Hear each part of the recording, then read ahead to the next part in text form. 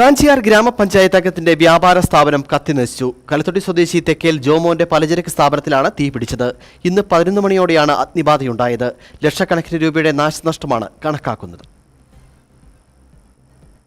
Kanchiyar 14-ാം ward member Jomon തെക്കേലിന്റെ ഉടമസ്ഥതയിൽ കൽത്തൊട്ടിയിൽ പ്രവർത്തിച്ചു വരുന്ന വ്യാപാര സ്ഥാപനത്തിലാണ് അഗ്നിബാധയുണ്ടായത്. രാവിലെ കട തുറന്ന ശേഷം കമ്മിറ്റി കൂടുവാനായി വീണ്ടും കടയടച്ച് കാഞ്ചിയാറ്റിലേക്ക് പോയതായിരുന്നു ജോമോൻ. തുടർന്ന് 11 മണിയോടെ അടഞ്ഞുകിടക്കുന്ന കടയ്ക്കുള്ളിൽ നിന്ന് പുക ഉയരുന്നതായി സമീപത്തെ വ്യാപാരികൾ കണ്ടു. തുടർന്ന് നടന്ന പരിശോധനയിലാണ് വ്യാപാര സ്ഥാപനത്തിനുള്ളിൽ അഗ്നിബാധ ഉണ്ടെന്ന് സ്ഥിരീകരിച്ചത്. ഉടൻ തന്നെ മേഖലയിലുള്ള വൈദ്യുത ബന്ധം വിച്ഛേദിച്ചു. കട്ടപ്പനയിൽ നിന്നും അഗ്നിശമന സേന എത്തിയാണ് വ്യാപാര സ്ഥാപനം തുറന്ന് തീ പൂർണ്ണമായി അണച്ചത്.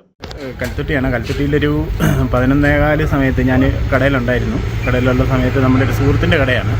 സുഹൃത്തിൻ്റെ കടയ്ക്കകത്ത് നിന്ന് ഭയങ്കരമായിട്ട് പുക പുറത്തേക്ക് തള്ളുന്ന കണ്ടുകൊണ്ട് ഓടിച്ചെന്ന് നോക്കുമ്പോൾ ഭയങ്കരമായിട്ട് എൻ്റെ ഷട്ടറെല്ലാം അങ്ങ് പഴുത്ത് കണ്ടമാനം പുക വന്നു. അന്നേരം തന്നെ നമ്മൾ പിന്നെ ഫയർഫോഴ്സിലേക്ക് വിളിച്ച് അവരൊരു 20 മിനിറ്റ് കൊണ്ട് വരികയും ചെയ്തു. പെട്ടെന്ന് തീയെല്ലാം കെടുത്തി.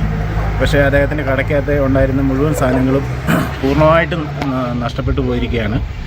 ഒന്നും മിച്ചമില്ലാത്ത രീതിയിൽ തന്നെ ഒന്നും അദ്ദേഹത്തിന് തിരിച്ചു കിട്ടാത്ത വിധം നഷ്ടപ്പെട്ടു പോയിട്ടുണ്ട്. ഒരു ദാരുണമായ പ്രശ്നമായിട്ട് തന്നെ.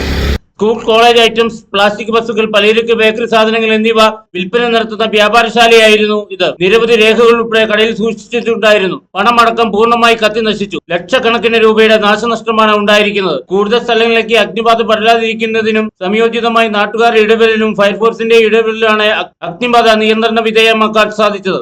Idukki vision news, Kanchiyar.